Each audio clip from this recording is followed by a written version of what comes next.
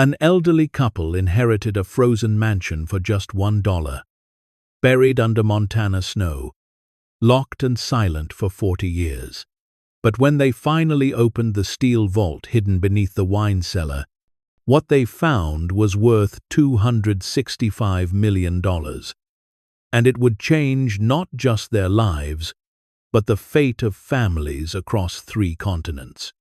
Before we dive into the story, make sure to smash subscribe, because tomorrow we have an extra special story for you that will blow your mind.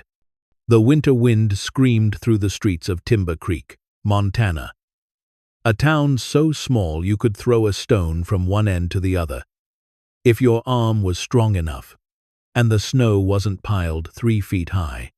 Harold and Dorothy Mitchell sat in their tiny living room on the worn floral couch they'd bought secondhand in 1973. The fabric threadbare, now but still functional, still theirs. The space heater in the corner hummed its familiar mechanical lullaby, glowing orange like a miniature sun, casting dancing shadows across walls, decorated with photographs spanning 6 decades of marriage, family, and quiet survival. Harold, 79 years old, with hands that looked like twisted oak roots from 55 years of carpentry work, adjusted his drugstore reading glasses for the 5th time that evening, and stared at the letter resting on his lap. His fingers, gnarled by arthritis and a lifetime of hammering nails and cutting wood, trembled slightly as he held the expensive paper. Dorothy, 76, her silver hair pulled back in the same practical bun she'd worn since she was a young bride, sat pressed against his side, their bodies fitting together the way only 63 years of sleeping in the same bed could teach. Her hand found his, their fingers interlacing with the ease of muscle memory and decades of holding on through everything life had thrown at them. The letter had arrived 4 days ago, delivered by a courier who looked completely out of place in Timber Creek, with his pressed suit and leather briefcase and shoes that had probably never seen mud. The envelope was thick, cream-colored, expensive in a way that made Dorothy nervous just touching it. The return address was embossed in gold: Whitmore and Associates, Attorneys at Law, Helena, Montana. Neither of them knew any lawyers. They'd never needed any. Their lives had been simple, honest, built on paychecks and budgets, and making do. Inside, the letter spoke in language that felt designed to confuse regular folks like them, full of legal terms that Harold had to look up in the dictionary 3 separate times. Words like beneficiary and estate and holdings and liquidation. But one sentence had stopped them both cold, made Dorothy gasp, and Harold read it aloud twice to make sure he wasn't hallucinating. You are hereby notified that you are the sole beneficiaries of the estate of Vincent Aldrich Hartwell, including all properties, assets, and holdings contained therein. Vincent, Dorothy's Uncle Vincent. She hadn't seen him since she was 34 years old. Hadn't heard his voice in over 40 years except for the occasional Christmas card that arrived sporadically through the 70s before stopping entirely. He'd been her mother's younger brother, the one who'd left Montana as a young man and never really came back, who'd made money somehow. No one in the family really understood how, and lived in mansions, and traveled to Europe, and sent postcards from places Dorothy couldn't even pronounce. Her family had been working class, respectable but poor, and Vincent had drifted away from them like smoke, too refined for their world, too wealthy for their kitchen table conversations about grocery prices and overtime shifts. Dorothy had loved him once, when she was young, and he was still regular Vincent, who taught her to skip rocks and told her stories about the world beyond Montana. But he'd changed. Or maybe he'd just revealed who he'd always been underneath. The last time she'd seen him was at her mother's funeral in 1983. He'd arrived in an expensive black car, worn a suit that probably cost more than Harold made in 6 months, and left before the reception ended. He'd hugged Dorothy once, told her she looked well, and disappeared into his mysterious life. She'd assumed he'd forgotten about them entirely, too busy with art galleries and auction houses, and whatever wealthy people did with their time, to remember his niece, who still clipped coupons and darned socks. Says, "Here we need to meet with the executor tomorrow morning," Harold said, his voice rough from years of breathing sawdust and the dry Montana air. Place called Winter Haven Estate, up in the Rockies, about 3.5 hours north of here. Dorothy squeezed his hand tighter, feeling the familiar calluses on his palm, the warmth she'd known for more than half her life. Why would he leave us anything, Harold? He barely knew us. We weren't close. We were just family, on paper. Harold folded the letter with the same careful precision he used when measuring wood, as if the paper might disintegrate if handled roughly. Maybe he knew us better than we thought. Or maybe.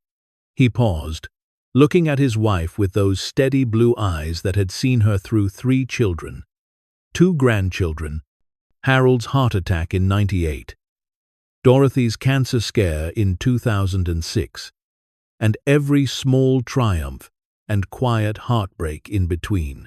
Maybe he needed someone he could trust, and we were the only ones left. They barely slept that night. Dorothy lay awake, listening to the wind rattle their bedroom window, a sound she'd heard 10,000 times, but tonight it seemed different, ominous somehow, like the world was trying to warn her of something. Harold snored softly beside her, but she could tell by the way he shifted every few minutes that he wasn't sleeping deeply either. At 4 in the morning, she gave up and went to the kitchen to make coffee. By the time dawn crept over the mountains, gray and reluctant, they were both dressed and ready to leave. The drive north took them through landscapes so beautiful it hurt to look at them, made Dorothy's chest ache with something she couldn't name. Pine trees heavy with snow bent like old men in prayer. The sky stretched endless and pale above them, that particular shade of winter white that meant more snow was coming.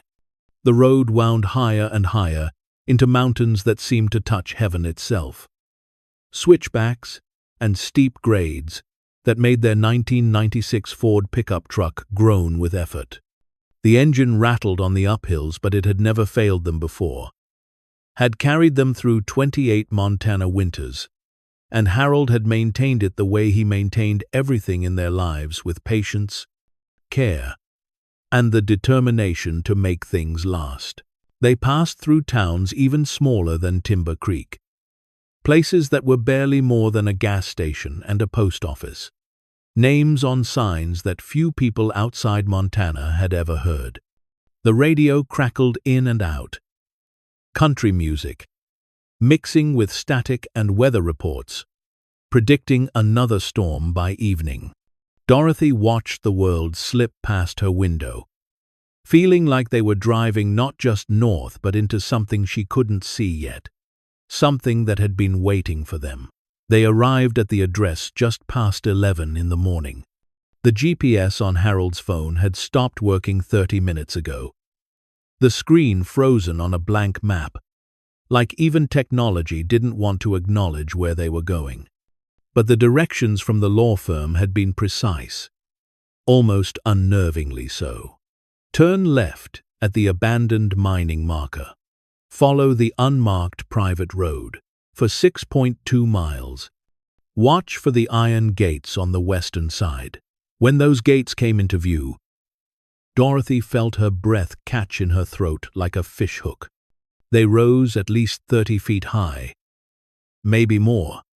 Wrought iron twisted and curved into intricate patterns of vines and flowers and symbols Dorothy didn't recognize. Frozen and magnificent, against the endless white landscape. The metalwork was so detailed it looked like lace made of steel, delicate and strong at the same time. The gates themselves were closed, enormous and imposing, with a lock mechanism that looked more suited to a bank vault than a private driveway. Beyond them, barely visible through the swirling snow and morning mist, stood a structure that didn't belong in Montana, didn't belong anywhere in the modern world, didn't belong in the same century as their truck. The mansion was enormous, impossibly enormous, built from gray stone that seemed to have been pulled directly from the mountain itself. Gothic windows stretched 3 stories high, their glass dark and watching like eyes. Turrets rose at each corner like something from a European castle, pointed roofs disappearing into the low clouds. The architecture was old world, elaborate, the kind of thing Dorothy had only seen in movies about kings and queens.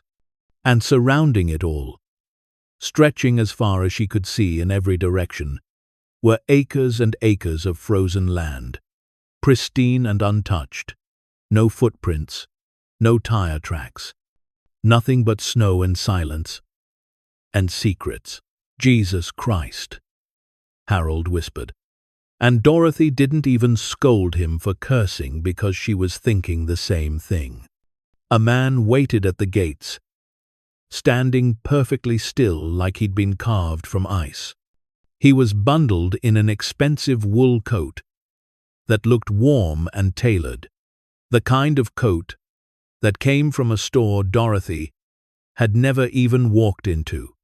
As they pulled up and Harold killed the engine, the man approached their truck with the kind of confident walk that came from never worrying about money or safety, or whether your boots had enough tread left for another winter.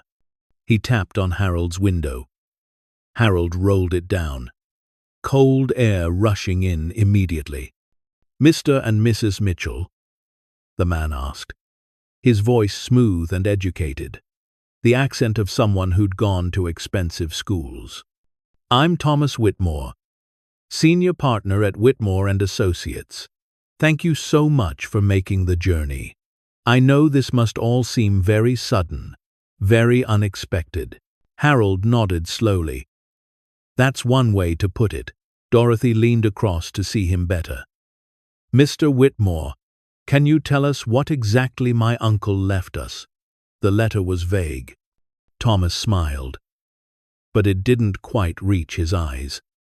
"I think it would be better if you saw for yourselves. Some things are difficult to explain in words." He produced a set of keys from his coat pocket, old, ornate, heavy keys that looked like they belonged in a museum, and walked to the gates. The lock mechanism clicked and whirred, gears turning somewhere deep in the metal, and the massive gates swung open with surprising silence, as if they'd been oiled recently. Which was strange, Dorothy thought, for a place supposedly abandoned for 40 years. They climbed out of the truck, their boots crunching on snow that had drifted into shapes like frozen waves. The cold bit at Dorothy's face immediately, making her eyes water. They walked up the long driveway, Thomas leading the way, their footsteps the only sound in the vast silence. As they approached the front entrance, Dorothy noticed more strange details. The windows weren't broken. There were no cracks in the stone walls, no signs of weather damage or decay. The place looked abandoned, yes, but not destroyed. It looked preserved, like something someone had been protecting. "Your uncle purchased this estate in 1961, Thomas explained, as he unlocked the massive oak front door with another antique key. "He lived here intermittently until 1984, when he relocated permanently to Switzerland for his health. The property has been maintained by a private service ever since, as per his very specific instructions in his trust." "Maintained?" Harold's voice was sharp. "For 40 years. Who pays for that?" "The trust your uncle established," Thomas said. "It's been covering all maintenance costs, utilities, property taxes, everything. I should mention that the trust is nearly depleted now. Your uncle's timing was, one might say, quite providential." The front door opened with a deep groan that echoed through the entrance hall like the house itself was waking up. Dorothy stepped inside and felt her heart stop. The foyer was bigger than their entire house in Timber Creek. A grand staircase swept upward in elegant curves, its banister carved from dark wood that gleamed even under decades of accumulated dust. Chandeliers hung from the vaulted ceiling like frozen waterfalls of crystal, each one probably worth more than Harold had earned in his entire working life. And everywhere, on every surface, covering every piece of furniture like a blanket, lay dust so thick it looked like grey snow, undisturbed, complete, the dust of 40 years of absolute stillness. But beneath that dust, everything was perfect, not broken, not looted, not destroyed by time or weather, or neglect or vandals. The furniture was still arranged, as if someone had just stepped out for a moment. Paintings hung straight on the walls. Vases sat on tables. A coat rack near the door still held a jacket that looked like it might crumble to dust if touched. "The heating system still functions," Thomas said, his voice echoing in the vast space. "As does the plumbing, the electrical system, everything. It's all been maintained remotely by the service company. Your uncle left very detailed instructions that nothing was to be altered. Nothing moved. Nothing changed. The estate was to remain exactly as he left it, until such time as it passed to his chosen heir." They walked through room after room, each more stunning and overwhelming than the last. A library with walls of books from floor to ceiling, leather-bound volumes in languages Dorothy couldn't even identify. Some looked ancient, medieval almost, with hand-tooled spines and gilded pages. A music room with a grand piano that looked like it had cost more than most houses, its ivory keys yellowed with age but still pristine. A dining hall with a table long enough to seat 30 people, set with china so delicate it looked like it might shatter if you breathed on it wrong. Each plate, each glass, each piece of silverware was covered in dust, but underneath, Dorothy could see they were real, valuable, the kind of things museums kept behind glass. "This is too much," Dorothy whispered, her voice almost lost in the huge spaces. "This can't be real. Why would he leave all this to us? We're nobody, Mr. Whitmore. We've never had money. We wouldn't even know what to do with all this." Thomas turned to face them, his expression softening slightly, becoming almost human. "Mrs. Mitchell, your uncle left very specific instructions regarding this property. He wanted it to go to family. But more importantly, he wanted it to go to someone who would understand what it truly meant. Not the monetary value, but the responsibility, the weight of it." He paused, choosing his words carefully. "There's something else you should know. This estate is legally yours now, completely. The house, the land, the contents, everything within these walls. But there's one condition your uncle stipulated." Harold's eyes narrowed. There it was, the catch they'd been waiting for since they'd opened that letter. Nothing was ever free. "What kind of condition?" "You must spend one full night here before you make any decisions about selling the property or disposing of any of its contents." Those were his exact words in the trust documents. One night, 24 hours, just to understand what he's leaving you, what it all means. They stood in the grand hallway, dust motes dancing in the weak sunlight filtering through the tall windows. Harold looked at Dorothy. She looked back, 63 years of marriage meant they could have entire conversations without speaking a single word, could read each other's thoughts in the angle of an eyebrow or the set of a mouth. Dorothy nodded first. "We'll stay." Thomas looked relieved, like he'd been expecting an argument. He reached into his briefcase and pulled out a leather portfolio stamped with Vincent's initials in faded gold and a heavy iron ring loaded with at least 40 keys of different sizes and styles. "Everything you need to know is in here. Property deeds, account numbers for utilities, maintenance schedules, insurance information. I'll return tomorrow morning at 9 o'clock sharp. If you need anything before then, my office number and my personal cell number are both on the first page of the portfolio.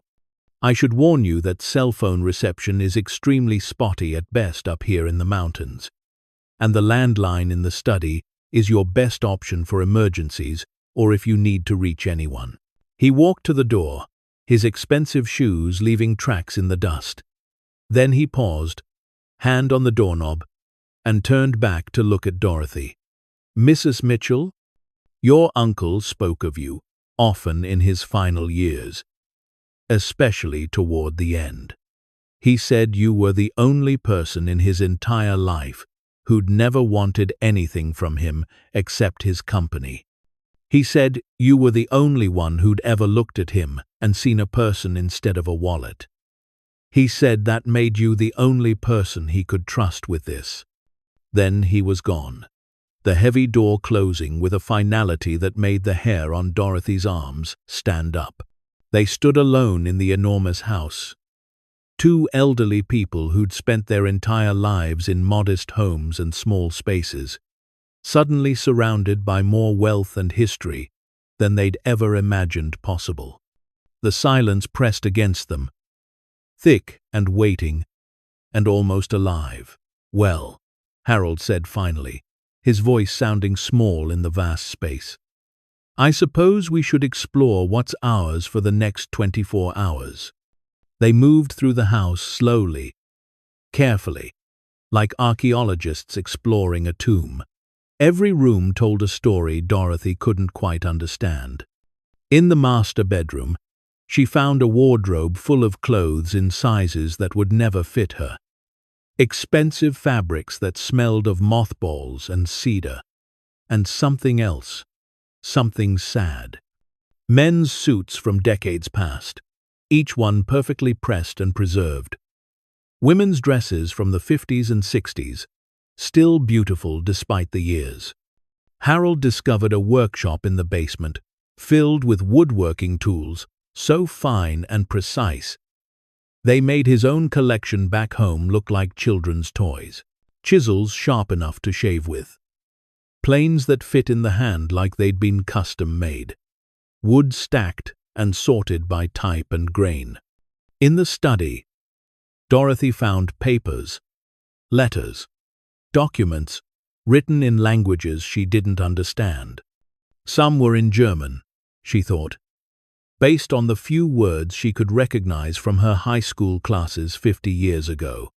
Others looked like French, or maybe Italian. There were photographs too, dozens of them, of Vincent standing with important-looking people in formal settings. Vincent at gallery openings. Vincent shaking hands with men in expensive suits. Vincent standing in front of paintings, always serious, never smiling. But it was when they reached the wine cellar that things became truly strange. The door to the cellar was different from all the others in the house. While every other door was ornate wood with decorative brass handles, this one was steel, modern, completely out of place in the Gothic mansion. It looked like something from a bank or a military facility. Heavy and industrial, with a digital keypad mounted on the wall beside it. The screen glowed faintly red, still powered after all these years. "That's odd," Harold murmured, running his fingers along the cold metal surface. "Why would a wine cellar need this kind of security? This is the kind of door you'd use for a safe room or a vault." Dorothy opened the leather portfolio Thomas had given them and flipped through the pages. Most of it was legal documentation she didn't fully understand. Property deeds, with descriptions of boundaries and easements. Tax information going back decades. Utility account numbers and passwords. But tucked in the very back, in an envelope marked Private Dorothy Mitchell to be opened only by her, she found something different.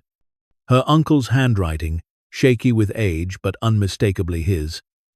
The same careful script she remembered from the birthday cards he used to send when she was young.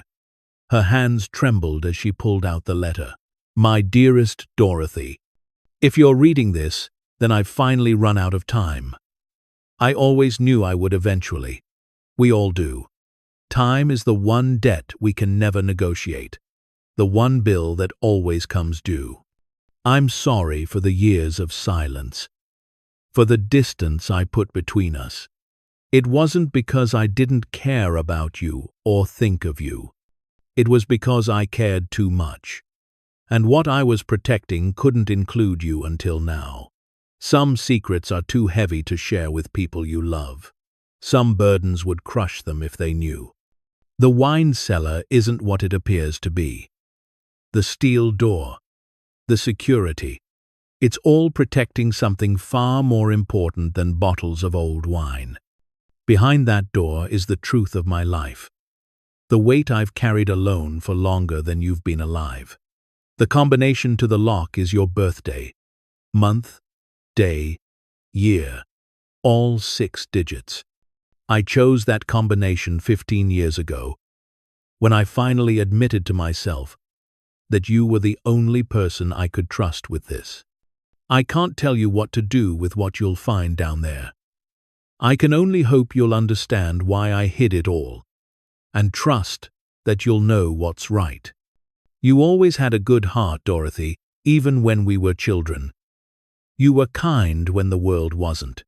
You saw people, really saw them, in a way most people never learn how to do. Forgive me for this burden. Forgive me for the secrets and the silence and the years I stayed away. Forgive me for leaving you with something so heavy when you should be enjoying peace in your final years, with more love than I ever knew how to show you. Uncle Vincent. Dorothy's hands shook as she read the words aloud to Harold, her voice breaking on certain phrases. When she finished, they both stared at the steel door in silence for a long moment. Your birthday, Harold said softly. November 21st, 1948. Dorothy nodded slowly, her throat tight. She approached the keypad with hesitant steps, feeling like she was walking towards something that would change everything. That once this door opened, there would be no going back to who they'd been an hour ago. She raised her finger to the illuminated keys. Wait, Harold said, his voice sharp. Dorothy, wait. Are you sure about this? Maybe we should call someone, the lawyer or the police, or what? Dorothy turned to face him. This man she'd loved for 63 years, who'd given her 3 children, and a lifetime of devotion and steady hands to hold when the world got hard. Call someone to open a door we legally own in a house we inherited. Harold, if Uncle Vincent wanted strangers involved, he wouldn't have given me the combination. He would have left it with his lawyers. She was right, as she so often was. Harold stepped back and watched as his wife entered the numbers with a steady hand. 1, 1, 2, 1, 4, 8. For a moment, nothing happened. The keypad stayed red. Then suddenly, it turned green, and a deep mechanical sound echoed through the basement, like gears turning inside the walls. Like the house itself was unlocking something it had kept secret for decades. The steel door hissed as pressure equalized, then swung inward with surprising smoothness, revealing darkness beyond.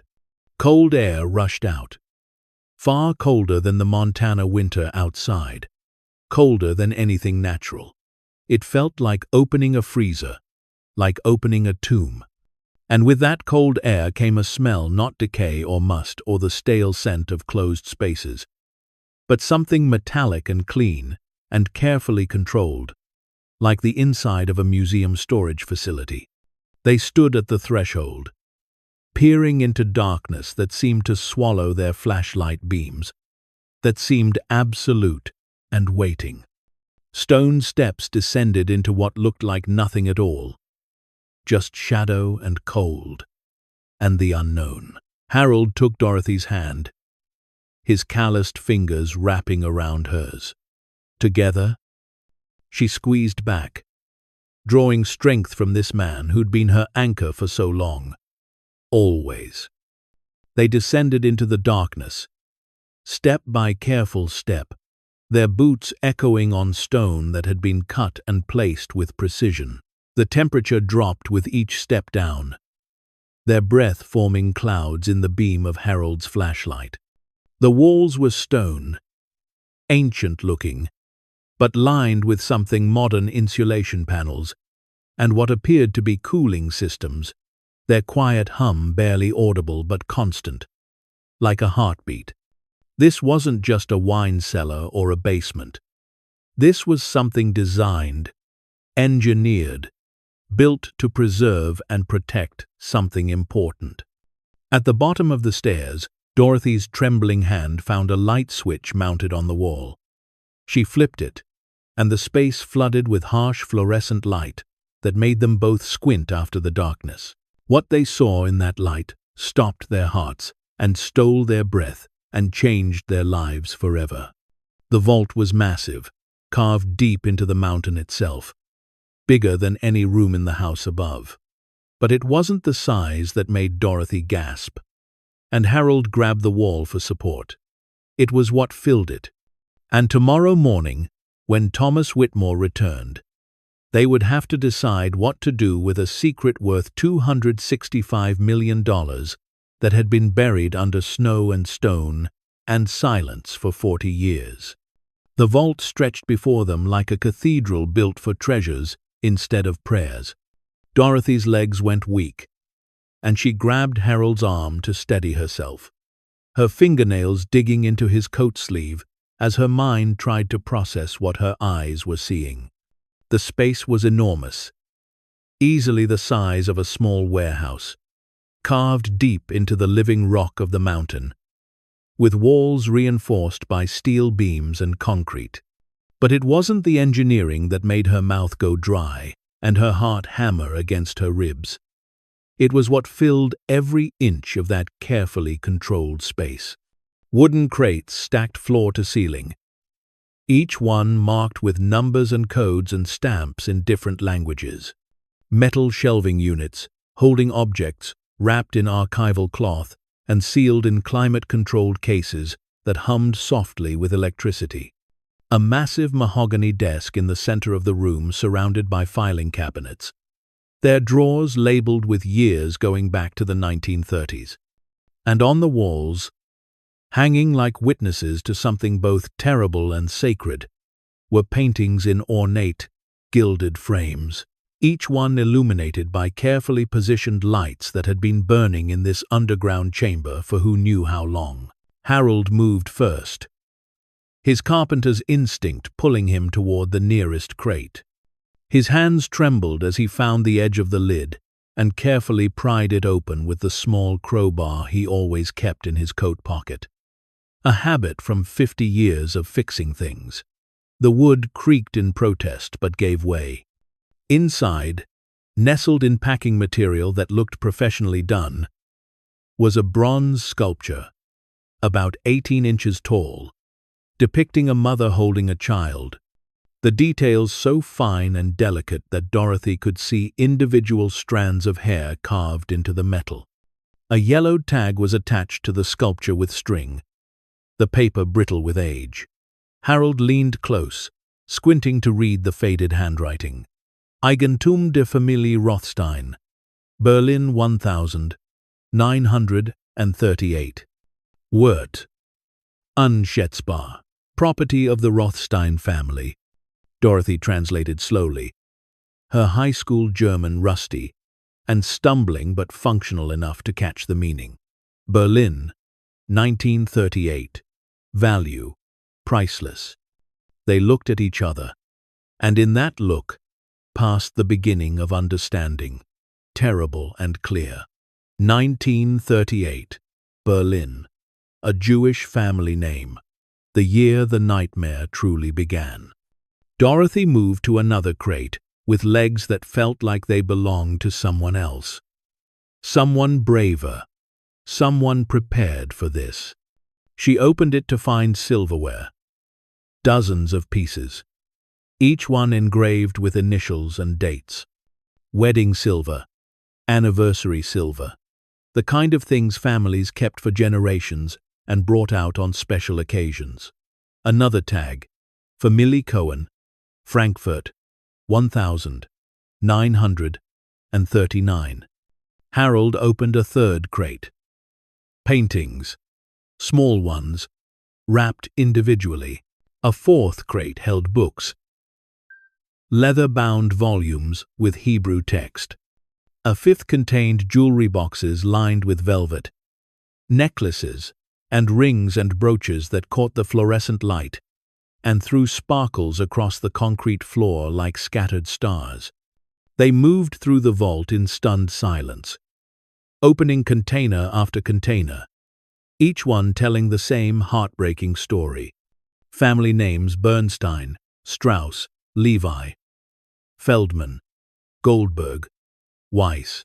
German cities: Berlin, Munich, Hamburg, Dresden, Frankfurt. Years: 1937, 1938, 1939, 1940, 1941. Jewish families. Families who had seen what was coming and tried to save what they could. Families who had trusted their treasures, their heirlooms, their history to people who promised to keep them safe until they could return. Families who mostly never returned. Dorothy sank into the chair at the mahogany desk, her legs finally giving out completely. The desk was organized with the kind of precision that spoke of decades of careful work. File folders arranged by category. Ledgers stacked according to year. A typewriter, old but well-maintained, sitting beside neat stacks of correspondence. And in the center of it all, a leather-bound journal, with Vincent's name embossed in fading gold letters on the cover. Harold stood behind her, his hands on her shoulders, both of them needing the physical contact to stay grounded in reality. Dorothy opened the journal with trembling fingers. The first entry was dated January 14, 1946. Written in Vincent's careful handwriting, younger and stronger than the shaky script of his final letter, but already carrying weight in every stroke of the pen. Today I received the first shipment from the storage facility in Zurich. 43 crates containing items entrusted to the Hartwell Gallery by 17 families who fled Germany between 1937 and 1941. My father handled the initial arrangements before his death. Now it falls to me. I am 24 years old, and I have become the keeper of other people's memories, other people's grief. I don't know what to do with any of this. The gallery is gone, destroyed in the fire last year. Most of the families are gone too, according to the Red Cross lists. Dead at Auschwitz, Treblinka, Bergen-Belsen. Names crossed out in neat rows. Entire bloodlines erased, but their things remain. And someone has to protect them. Someone has to remember. Dorothy turned the pages, her vision blurring with tears. Entry after entry documented Vincent's efforts over the decades. Attempts to trace families through survivor organizations and immigration records. Letters to rabbis and community leaders across Europe and America and Israel. Searches through displaced persons, camps, and survivor registries. small victories. When he found a cousin or a distant relative who'd escaped. Crushing defeats when he discovered entire family trees had been cut down to nothing. 1947. Found the grandson of the Bernstein family in New York. He wept when I described his grandmother's Sabbath candlesticks. I'm shipping them tomorrow. It's not enough. It will never be enough. But it's something. 1952. Spent 6 months tracing the Levi family. Found records showing they all perished at Sobibor. In 1943, 3 generations wiped out. Their Torah scroll sits in crate 27. Who do I give it to? Who has the right to inherit what belongs to the dead? 1961. I've purchased the Winter Haven estate. I can't keep storing everything in rented warehouses across 3 countries. I need a place that's mine, that's secure, that no one else knows about. The collection has grown to nearly 200 families now. Most I'll never be able to trace. Most died without leaving anyone behind. 1969. I'm 57 years old and I've spent half my life as a guardian of ghosts. I have no wife, no children, no real friends. How could I sit at dinner parties and make small talk when I have $40 million worth of stolen treasures hidden in my basement? When I know each piece represents someone's murdered family. 1976. Dorothy wrote to me. My niece, all grown up now with children of her own. She sent a photo of her family. They look happy, normal. I can't even remember what normal feels like. I want to see her. But how can I? What would I say? How do I explain where I've been?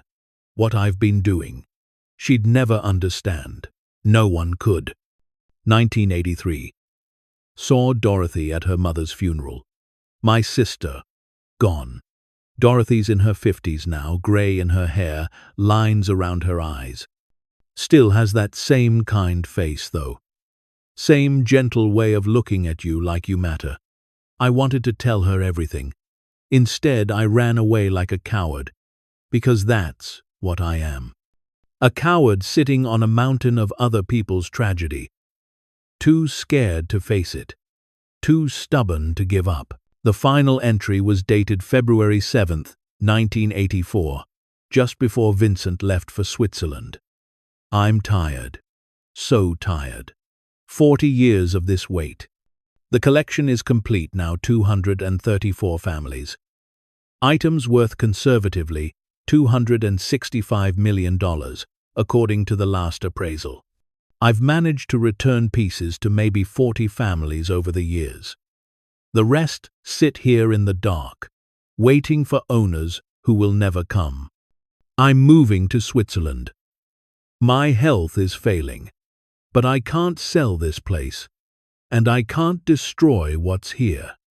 So I'm preserving it, maintaining it, keeping it frozen in time until someone braver than me can figure out what to do with it all. If I'm being honest, I'm preserving it for Dorothy.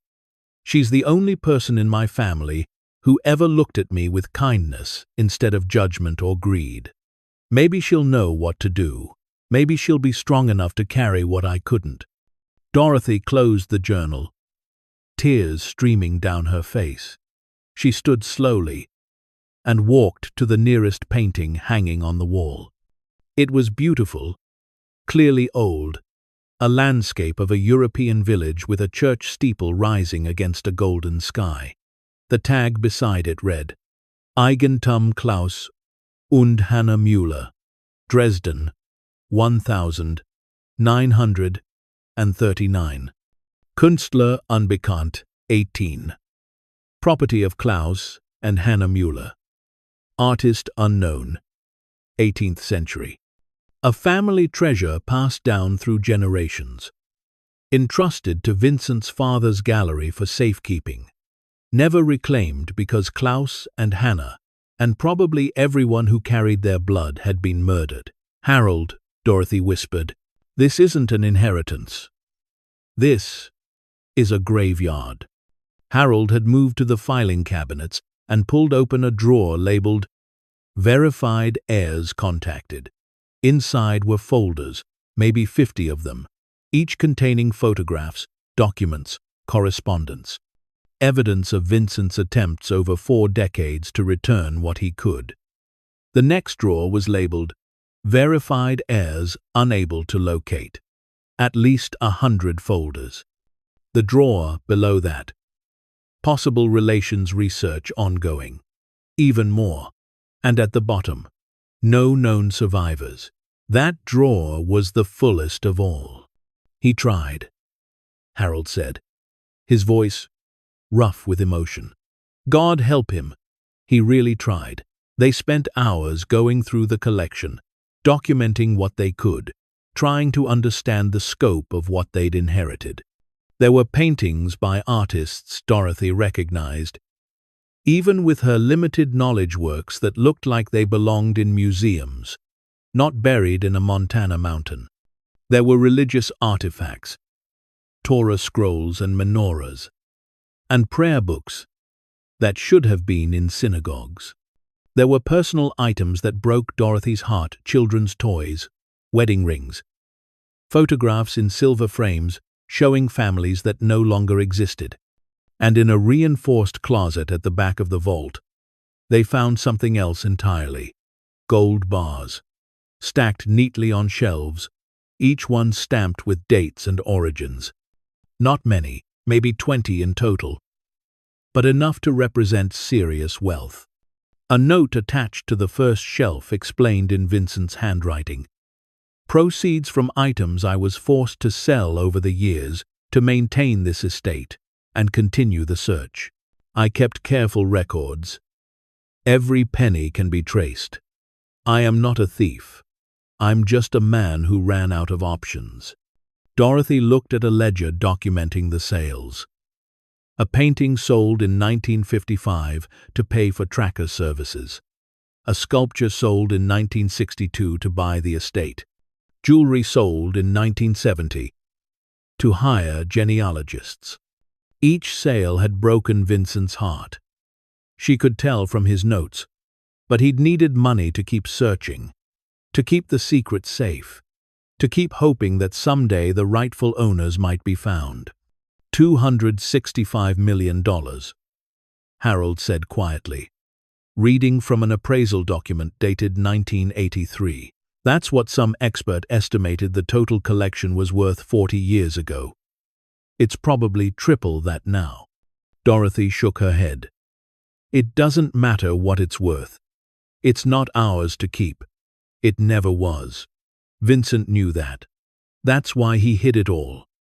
That's why he lived alone and died alone, and left it to the only person he thought might do the right thing.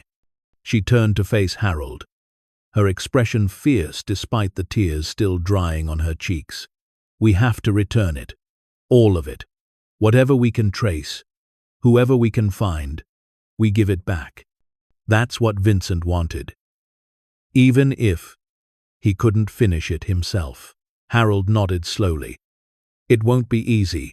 People will fight us for it. The government might claim it. Art dealers and lawyers.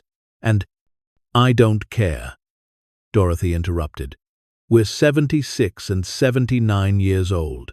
We don't have time to care about easy. We have to care about right. They climbed back up the stone stairs eventually, leaving the vault door open behind them. It felt wrong to seal it again, to lock away all those memories and histories and last remnants of murdered families. The house above felt different now, not just abandoned, but haunted by the weight of what lay beneath it. Dorothy made coffee in the enormous kitchen, using an espresso machine that probably cost more than their truck. They sat at the table in the breakfast nook as evening fell outside, watching snow begin to fall again through the Gothic windows. Neither of them spoke for a long time. The phone rang, shattering the silence. They both jumped. The sound echoed through the empty house, shrill and insistent. Harold found it in the study, an old landline on Vincent's desk. He picked it up on the fifth ring. "Hello?" Silence on the other end. Then a voice, male, with an accent Dorothy couldn't quite place. "You found it." Harold's blood went cold. "Who is this?" "A friend of Vincent's. An interested party. I've been waiting a long time for that estate to change hands." "How did you get this number?" A dry laugh. "Estate transfers are public record, Mr. Mitchell. Your names are public record. This phone number is listed in the property documents. It's not hard to find people who don't know they need to hide." Harold looked at Dorothy, his face pale. "What do I want?" The voice turned sharp. "I want what Vincent promised me 20 years ago. I want first right of purchase on 3 specific items in that collection. I want what I paid him $10 million for and never received because he got cold feet and backed out of our arrangement." "I don't know what you're talking about." "Don't you?" The voice was mocking now. "Check the files, Mr. Mitchell. Look for the name Petrov. Viktor Petrov. You'll find I'm telling the truth. And when you do, call me back. This number will be on your caller ID. We have business to discuss." The line went dead. Harold stared at the phone, then at the caller ID display. The number showed an international code he didn't recognize. He turned to Dorothy. "We're not alone in knowing about this. What happens next will turn this night upside down, reveal a truth nobody expected, and remind us why sometimes the quietest voices carry the most power. Stay tuned to see what happens next. If you're enjoying the story, please like, share, and subscribe for more." They spent the next 3 hours searching through Vincent's files with new urgency. They found the Petrov folder in a drawer marked Failed Transactions Legal Disputes. Inside was a nightmare of correspondence, contracts, threats, and legal documents spanning 2 decades.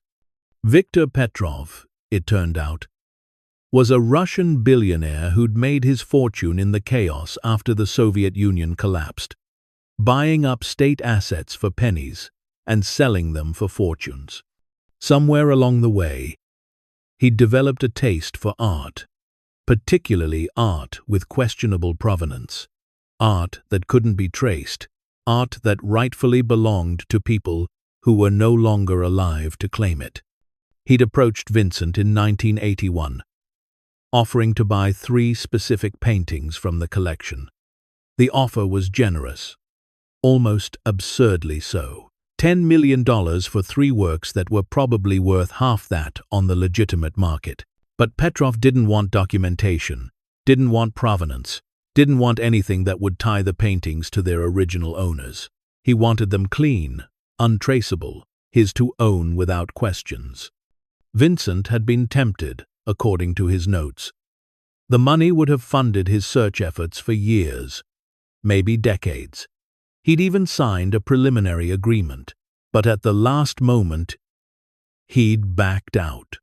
Because the paintings belonged to the Rosenthal family of Vienna, and Vincent had just discovered that one member of that family, a great-nephew, had survived the camps and was living in Buenos Aires. Returning those paintings to their rightful owner meant more to Vincent than $10 million meant to his searching fund. So he'd cancelled the deal, returned Petrov's deposit, and made an enemy. The subsequent letters from Petrov's lawyers were increasingly threatening. Breach of contract, fraud, promises of legal action that never quite materialized because Petrov couldn't take Vincent to court without revealing what he'd been trying to buy and why. So, instead, the threats had turned darker. Veiled references to accidents, to fires, to unfortunate events that sometimes befell people who didn't honor their agreements. Vincent's final note in the file, dated March 1984. Petrov will never stop looking for this collection. He knows it exists. He knows what it contains. He has people everywhere, art dealers, auction house employees, customs officials, people who report when items matching certain descriptions surface. I've made arrangements to disappear. The estate is secured, hidden under layers of shell companies and trusts that will take years for anyone to untangle. By the time they do, I'll be dead, and it will be someone else's problem. I'm sorry. I'm so sorry, but I couldn't let him have those paintings. I couldn't let him win. Dorothy closed the file with shaking hands. He's been waiting. This Petrov, he's been waiting for Vincent to die, for the estate to transfer, for someone new to take ownership, someone who doesn't understand what they have, someone he can intimidate or buy. The phone rang again. They both stared at it, like it was a snake coiled on the desk. Harold picked it up on the third ring. "Have you found my file?" Petrov's voice. Smooth as oil and twice as slick. "Yes." "Good. Then you understand our situation. Vincent owed me. Now you owe me. I'm a reasonable man, Mr. Mitchell. I don't want the entire collection. Just those 3 paintings. I'll pay you $15 million. That's $5 million more than I offered Vincent. That's more than fair for an elderly couple living on Social Security in Montana." Harold's jaw clenched. "How do you know where we live? I know everything about you. I know you worked as a carpenter for 55 years. I know Dorothy was a school librarian. I know you have 3 children and 2 grandchildren. I know your mortgage is paid off. But you have medical bills from Harold's heart attack. I know exactly what $15 million would mean to people like you. People like us." Harold repeated slowly, his voice dangerous in a way Dorothy had rarely heard. "Don't be offended. I simply mean people who've worked hard their whole lives and have very little to show for it. People who deserve comfort in their final years. I'm offering you that comfort in exchange for 3 paintings that aren't even legally yours to keep. They belonged to dead Jews. Dead people don't need art. You do." Dorothy leaned close to the phone. "Mr. Petrov? This is Dorothy Mitchell. Those paintings belong to the Rosenthal family. According to my uncle's records, he located a survivor, Daniel Rosenthal, in Buenos Aires. Unless you can prove Daniel is dead and has no heirs, those paintings still have a rightful owner, and it's not you." Silence on the other end. Longer this time. When Petrov spoke again, his voice had lost all pretense of friendliness. "Mrs. Mitchell, your uncle was a foolish old man who wasted his life on a pointless quest. Most of those families are gone. Most of those items will never find their way home, because home doesn't exist anymore. The people died. Their children died. Their children's children are scattered across the globe with new names and new lives, and no connection to what was lost. You're sitting on a fortune that does nobody any good, buried in a mountain in Montana. Sell me what I want, take the money, and let the rest rot. Or don't. But understand that I will have those paintings one way or another." Vincent learned that stubbornness has consequences. I'd hate for you to learn the same lesson. The line went dead again. Harold set the phone down very carefully, like it might explode. "He just threatened us." "Yes, he did." They sat in the study as darkness fell completely outside, and the storm Vincent's weather systems had predicted began to howl around the old mansion. Dorothy thought about Viktor Petrov, a man who saw Holocaust victims' treasures as merchandise, as opportunities, as things to own without regard for the blood that soaked them. She thought about Vincent, spending 40 years trying to make right what the world had made wrong, dying alone in Switzerland because the weight of it had broken him. She thought about the 234 families represented in that vault. Most of them wiped from existence.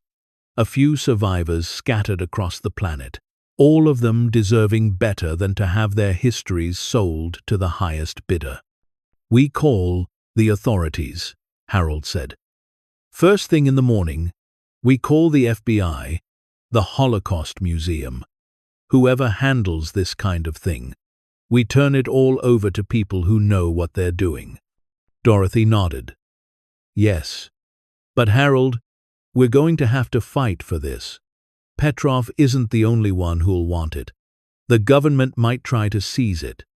Museums will claim they can care for it better. Other collectors, other criminals. They'll all come out of the woodwork once word gets out. So what do we do?" She looked at him.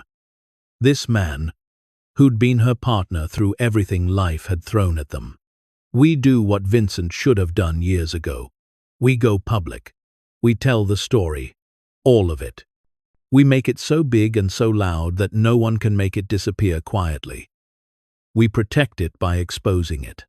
A sound from upstairs made them both freeze. Footsteps, definitely footsteps, moving through the second floor directly above them. Heavy boots on hardwood. More than one person. Harold grabbed Dorothy's hand. "Did we lock the front door? I don't remember." Her voice was barely a whisper. The footsteps moved toward the stairs. Coming down slowly, deliberately. Harold looked around the study for anything that could serve as a weapon. He grabbed a heavy brass bookend shaped like a lion. It was better than nothing. "Mr. and Mrs. Mitchell," a voice called out, rough and American and tired sounding. "Don't be alarmed. I'm Marcus Chen. I'm a private investigator. And I work for the Estate Security Service. I have credentials. I'm coming down slowly. Please don't hit me with whatever you're holding." A man appeared at the study door, hands raised to show he meant no harm. He was maybe 50 years old, wearing jeans and a heavy winter coat, with wire-rimmed glasses and graying hair. He looked more like someone's accountant than a threat. But he'd broken into their house. "How did you get in here?" Harold demanded, the bookend still raised. "I have keys," Marcus said calmly. "Your uncle hired me 20 years ago to monitor this estate. I've been checking it monthly since he died. Making sure no one broke in. Making sure the systems kept running. When I drove by today and saw lights on for the first time in 40 years, I knew the inheritance had finally happened. When I saw lights in the basement vault," he gestured downward, "I knew you'd found it. And I knew you were about to have a very dangerous few weeks ahead of you." He slowly reached into his coat pocket and pulled out a business card, setting it on the desk. "I'm one of the good guys. I promise. Vincent trusted me because I used to work for Interpol tracking stolen art. I know what you have down there. I know what it means. And I know exactly what kind of people will come looking for it." "Like Viktor Petrov?" Dorothy asked. Marcus's expression darkened. "You've already heard from him." "Damn. He moves fast." "Yes, like Petrov. And like half a dozen other collectors and criminals who've been circling this estate like sharks for decades. Waiting for Vincent to die. Waiting for someone new and vulnerable to take ownership." He sat down uninvited in one of the leather chairs, suddenly looking very tired. "Listen to me carefully. You seem like good people. Your uncle talked about you sometimes, said you were the only family member with any decency. He wanted you to have this because he thought you'd do the right thing. But the right thing is going to get you killed if you're not careful. So, what do you suggest?" Harold asked. "You need protection. You need lawyers who specialize in repatriation and cultural heritage law. You need connections to Jewish organizations and Holocaust survivors groups. You need to move fast and go public immediately, before people like Petrov can make you disappear quietly. He pulled out his phone. I have contacts, people Vincent worked with over the years, people we can trust. But we need to move tonight.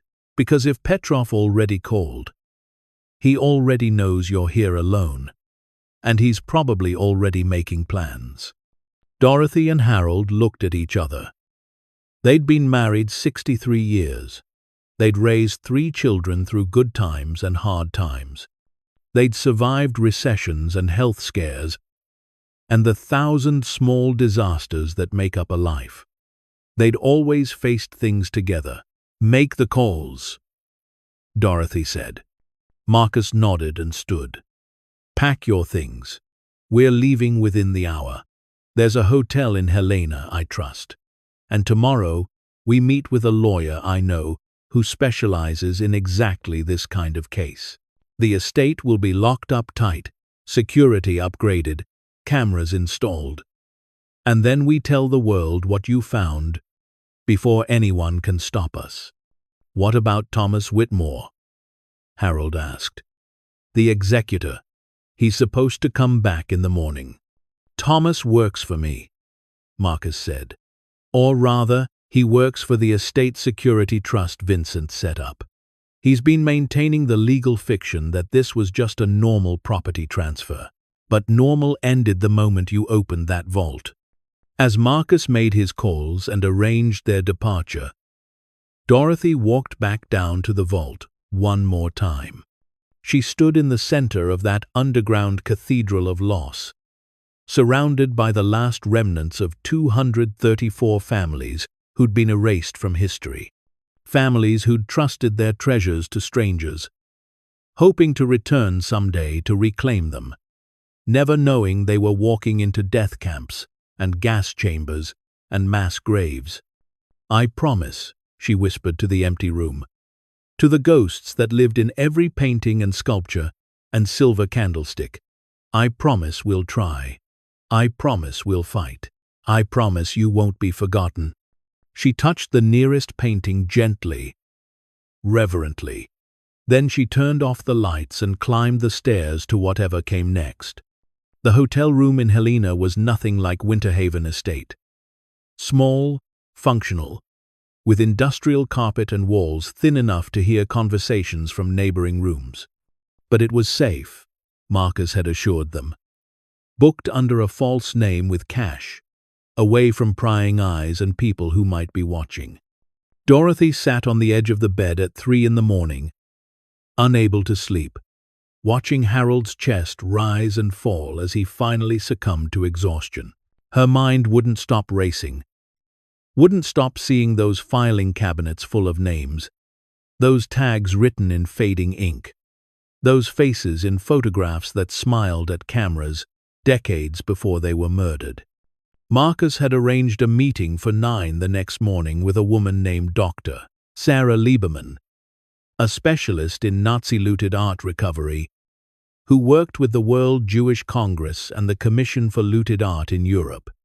He'd also contacted Rabbi David Klein from the Holocaust Memorial Center in D.C., and a lawyer named Patricia Morrison, who'd spent 30 years fighting restitution cases.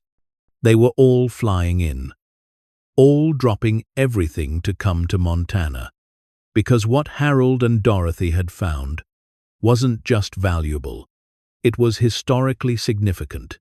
It was evidence. It was justice waiting to happen. But Dorothy couldn't shake the feeling that they were in over their heads. 2 elderly people from a small town who'd never dealt with anything more complicated than property taxes and insurance claims, suddenly thrust into a world of international intrigue and billion-dollar stakes, and people who killed for far less than what sat in that vault. She must have dozed eventually, because Harold was shaking her shoulder gently as morning light filtered through the curtains. Sweetheart, it's 8. We need to get ready. They dressed in the same clothes they'd worn yesterday. The only clothes they had since Marcus had rushed them out of Winterhaven with barely time to grab their coats. Dorothy felt rumpled and old, and unprepared. But when she looked at Harold, saw the determination in his weathered face, she felt stronger. They'd faced everything else together. They could face this too. The conference room Marcus had reserved was on the hotel's second floor, small but private. When Dorothy and Harold arrived, 3 people were already waiting. Dr. Sarah Lieberman was younger than Dorothy expected, maybe 50, with sharp, intelligent eyes behind designer glasses and an air of barely contained energy. Rabbi Klein was older, perhaps 70, with a white beard and kind eyes that had seen too much suffering. Patricia Morrison, the lawyer, was somewhere in between, a woman who looked like she'd walked through fire and come out forged into steel. "Mr. and Mrs. Mitchell," Sarah said, standing to shake their hands. "Marcus has told us what you found. I need you to understand something before we go any further. If even half of what he's described is authentic, you're sitting on the most significant recovery of Nazi-looted art in the last 50 years. This changes everything we thought we knew about what happened to certain collections." They sat around the table, Marcus distributing coffee that no one really drank. Harold pulled out the ledger he'd grabbed from Vincent's desk before they fled, the one that documented every item in the collection. Sarah opened it with trembling hands, scanning the pages, her expression shifting from professional interest to something approaching awe. "My God," she whispered. "The Rothstein collection. We thought it was completely destroyed. The Cohens, the Bernsteins, the Levinson Torah scrolls. There are researchers who've spent careers looking for these items. They're in databases as lost, presumed, destroyed, or in private hands impossible to trace." She looked up at Dorothy. "Your uncle, Vincent Hartwell. How did he get all this?" Dorothy took a deep breath and told them what she'd learned from Vincent's letters and journals. How his father, Benjamin Hartwell, had run a prestigious art gallery in New York in the 1930s. How he'd developed connections with Jewish collectors and dealers in Europe. How, when the Nazi threat became clear, he'd offered to help families get their treasures out, to store them safely until the war ended and they could return. "He was one of the good ones," Rabbi Klein said softly. "There were people who saw what was coming and tried to help. Not many, but some. Benjamin Hartwell wasn't famous, wasn't in the history books, but I've seen his name in letters from survivors. He saved items, saved memories. Sometimes that's all that was left to save." Sarah nodded, still flipping through the ledger. "Benjamin died in 1945, correct?" "Yes," Dorothy said. "Heart attack. Vincent was only 23. He inherited the gallery and the storage warehouses where his father had been keeping everything. But the gallery burned down in 1946, and Vincent spent the next 40 years trying to trace families, trying to return what he could." Patricia, the lawyer, spoke for the first time, her voice pragmatic and measured. "And in those 40 years, how many items did he successfully return?" "According to his records, maybe 15%, Harold said. "He found survivors or descendants and returned what belonged to them.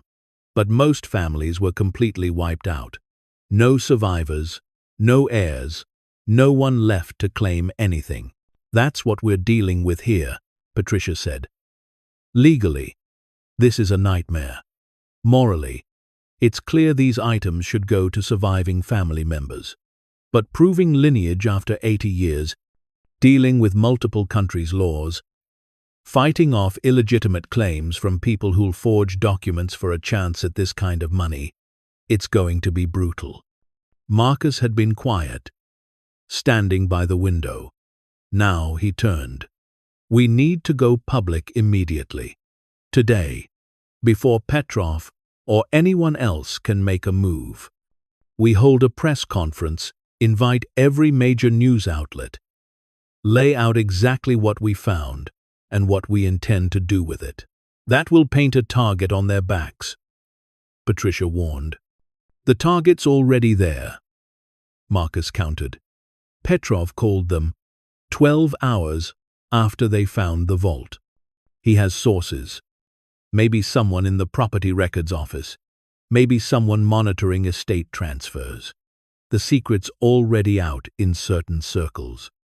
Our only protection is making it so public that no one can make Dorothy and Harold disappear without massive scrutiny. Sarah closed the ledger carefully. I need to see the collection. I need to verify what's there, photograph everything, create a complete database. Some of these items are historically significant beyond their monetary value. They're testimony. They're evidence of cultural genocide. We'll arrange a visit to the estate this afternoon, Marcus said. Full security team, everything documented, everything photographed. But first, he turned to Dorothy and Harold. You two need to decide if you're really ready for this. Once we go public, your lives will never be private again. You'll be famous, controversial, probably wealthy when this is all settled.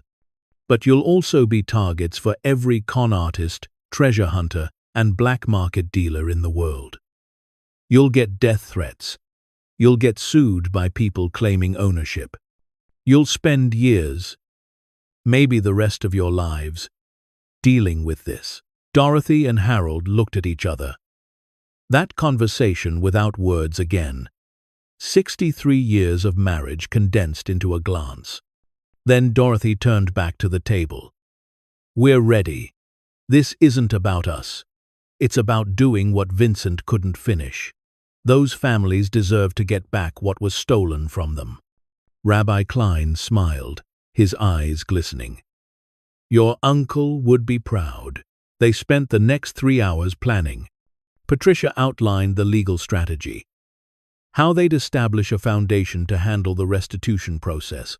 How they'd work with international organizations to trace families. How they'd navigate the complex web of laws governing cultural property and inheritance across dozens of countries. Sarah called her research team. Started pulling files on the families named in Vincent's ledger. Began the painstaking work of tracing bloodlines and inheritance rights through decades of displacement and tragedy. By noon, they were ready to return to Winter Haven. Marcus had arranged a security team, 3 men who looked like they'd done this kind of work before, serious and competent. They drove in a convoy, Marcus's car leading, the security team following, Harold and Dorothy sandwiched in the middle with Patricia. The estate looked different in daylight, less gothic and haunting, more solid and real. The snow had stopped falling, and weak winter sunlight made the grey stone gleam. Sarah emerged from her car with 2 assistants carrying equipment, cameras, and lights, and archival supplies. This is incredible, she breathed, looking up at the mansion. This is history, standing right here. They descended into the vault together, the whole team. And Dorothy watched Sarah's face as the lights came on and revealed the collection. The professor literally stumbled, had to grab her assistant's arm for support. She moved through the space like someone in a trance, touching nothing but seeing everything, her professional composure cracking with each new discovery. That's a Klimt, she whispered, standing before one of the larger paintings. Gustav Klimt, early 20th century, thought to have been destroyed in a museum fire in Vienna in 1945. But it wasn't destroyed. It was saved. She turned to face Dorothy, tears streaming down her face. Do you understand what you have here? This isn't just stolen property. These are pieces of Jewish culture that Hitler tried to erase completely. And your uncle preserved them. He saved them. They worked through the afternoon, Sarah and her team photographing and cataloging, while Patricia took detailed notes for legal documentation. Rabbi Klein stood in front of a display of religious artifacts, his lips moving in silent prayer. At one point, he picked up a small silver menorah, no bigger than his hand, and read the inscription on the base. "The Goldstein family," he said, his voice breaking. "This belonged to the Goldstein family of Prague. I knew David Goldstein. I met him at a survivors' conference in 1987. He'd spent 40 years looking for any trace of his parents' belongings. He died in 2003, still looking. He carefully set the menorah down. But he had a daughter, Anna. She lives in Tel Aviv now." Dorothy felt something break open in her chest. "Then we'll give it to her. We'll give it all to her. Everything that belonged to her grandparents." The work continued into the evening. They documented everything, created a database with photographs and descriptions and provenance information. Some items Sarah recognized immediately, pieces famous in the world of art recovery as lost treasures. Others were unknown, personal items that had never been catalogued or photographed, things that mattered only to the families they'd belonged to. It was after dark when they finally emerged from the vault, exhausted but energized by what they'd accomplished. Sarah had enough documentation to begin the long process of tracing families and establishing ownership. Patricia had enough evidence to begin building the legal framework for restitution. They were standing in the grand hall, preparing to leave, when Harold's phone rang. He pulled it out, frowned at the unknown number, and answered. "Hello, Mr. Mitchell." A different voice this time, not Petrov, someone younger, American. "My name is James Hartley. I represent a consortium of private collectors interested in acquiring certain items from the Hartwell collection. We understand you're planning to go public with this discovery. We'd like to make you an offer first." Harold put the phone on speaker. "What kind of offer?" $50 million, cash, for the entire collection. No questions asked, no publicity, no legal complications. You walk away wealthy. We handle the rest. Everyone wins. Patricia stepped closer to the phone, her voice sharp. "Everyone except the families who own these items." A pause. "Who is this?" "This is Patricia Morrison, attorney for the Mitchell estate. And you need to understand something, Mr. Hartley. My clients have no intention of selling what doesn't belong to them. These items are going to be returned to their rightful owners or their heirs. That's not negotiable. Everything's negotiable, Miss Morrison. Especially when the alternative is years of expensive litigation, potential criminal charges for possession of stolen property, and the very real risk of physical harm. My clients are offering a peaceful solution. I'd advise your clients to take it." "Is that a threat?" Harold asked, his voice steady despite the fear Dorothy could see in his eyes. "It's a reality check, Mr. Mitchell. You're decent people who stumbled into something way over your heads. Smart people would take the money and walk away.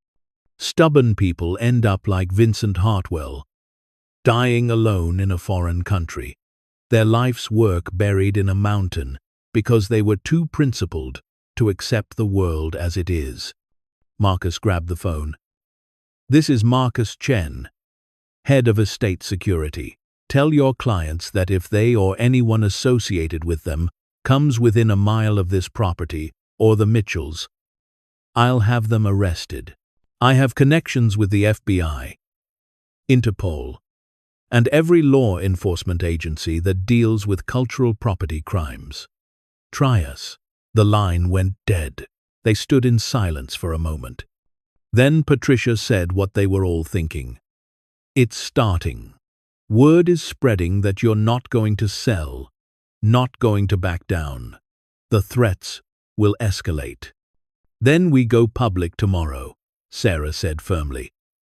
"We hold that press conference and we tell the whole story.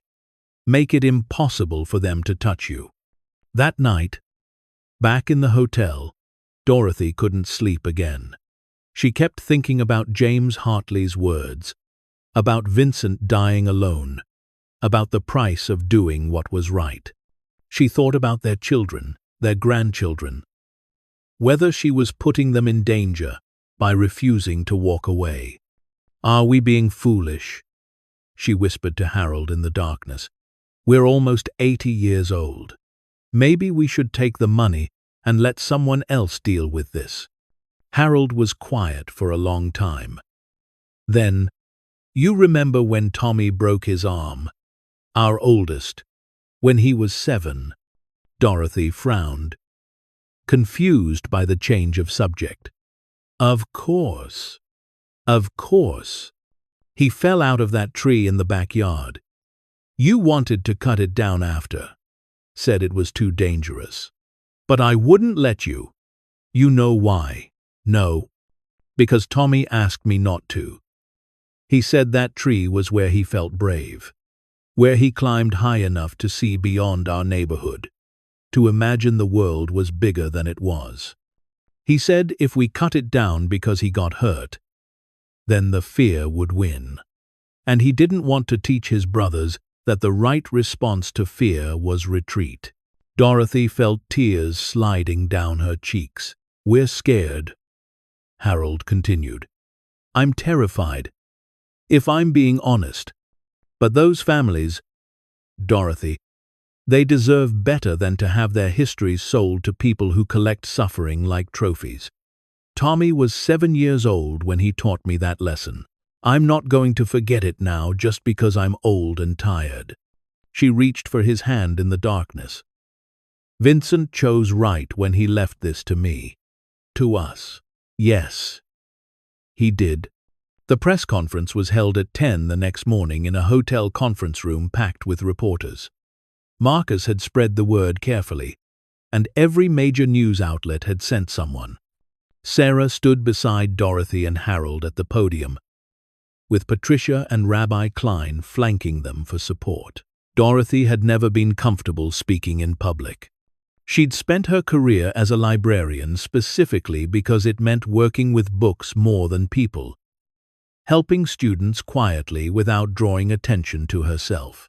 But now, looking out at the cameras and the reporters and the world waiting to hear their story, she felt something shift inside her. This wasn't about her anymore. This was about bearing witness. She told them everything. About Vincent's letter, about the vault, about the 234 families whose treasures had been protected for 80 years.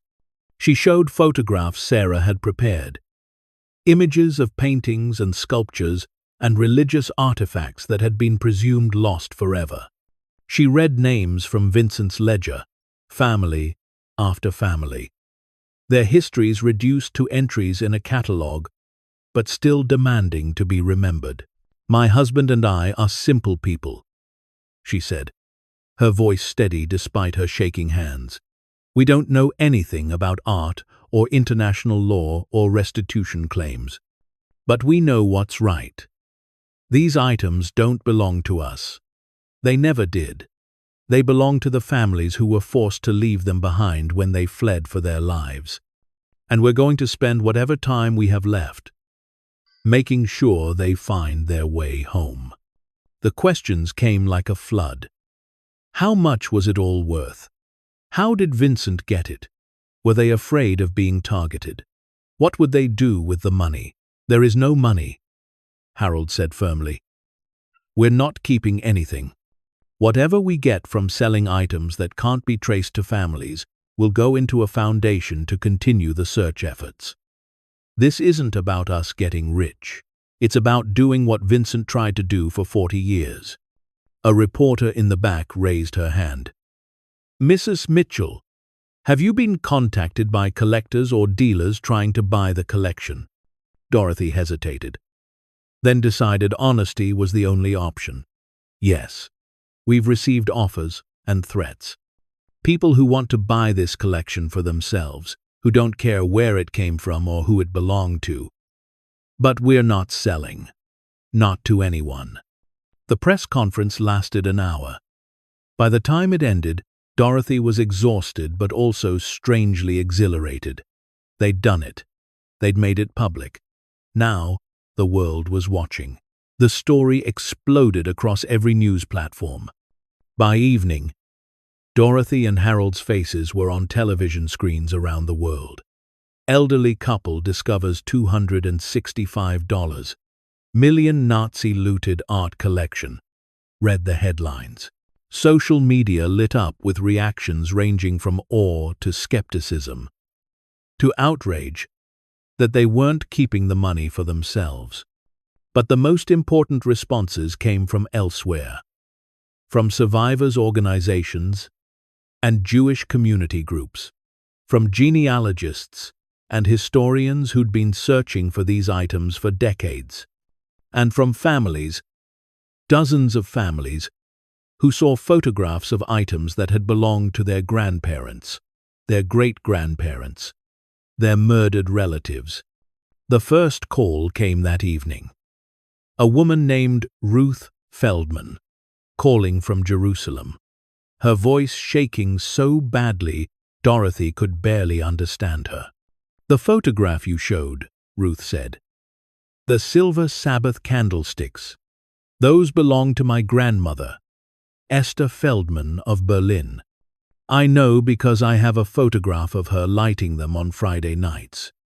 She gave them to an art dealer named Hartwell in 1938. Before she fled, she always said someday she'd get them back. She died in 1992, still hoping." Dorothy felt tears streaming down her face. "Then you'll get them back. I promise you. We'll get them to you." Ruth broke down completely. "I thought they were gone forever. I thought everything was gone. But my grandmother was right. She was right to hope." The calls kept coming. The emails flooded in. Each one was a story, a connection, a piece of broken history trying to make itself whole again. Sarah and her team worked around the clock, matching items to families, verifying claims, building family trees through decades of displacement. 3 days after the press conference, Rabbi Klein arranged for a survivor to visit the estate.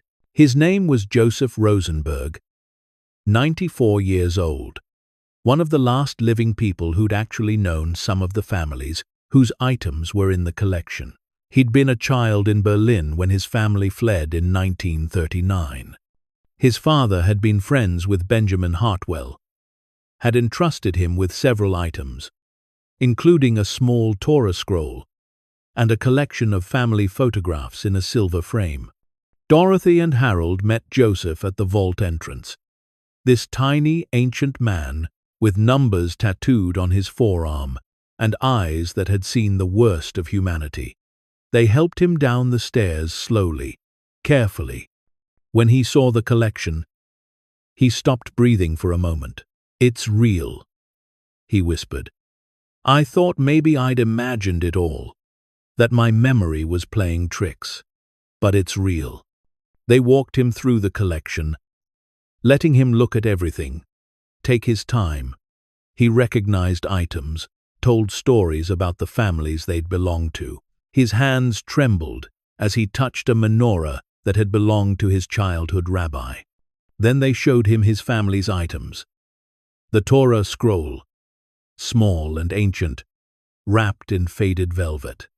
The silver frame containing photographs of grandparents Joseph hadn't seen since he was 6 years old. Faces he'd thought were lost to memory, but now could see clearly again.